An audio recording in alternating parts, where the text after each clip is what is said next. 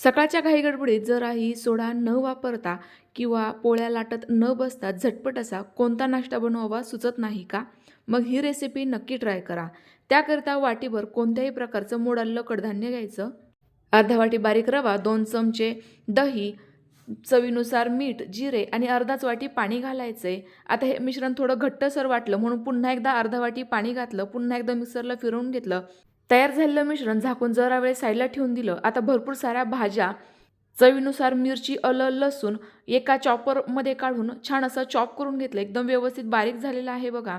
आता हे पटापट या मिश्रणामध्ये व्यवस्थित मिक्स करून घेऊयात आणि लगेचच याचे छोटे छोटेसे पॅनकेक्स बनवून घेऊ. पॅनकेककरिता तव्यावर थोडंसं तेल, जिरे, मोहरी, कढीपत्ता आणि पांढरे तीळ घालायचे. त्यावर हे मिश्रण घालायचे. चमच्याने थोडं पसरवून द्यायचं. झाकण ठेवून 2 मिनिटाकरिता वाफ काढून घ्यायची.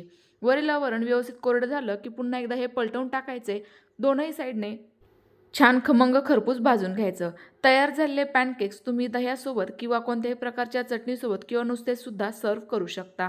रेसिपी कशी वाटली कमेंट्स करून नक्की कळवा आणि श्री किचन चॅनलला नक्की सबस्क्राईब करा. Bye bye.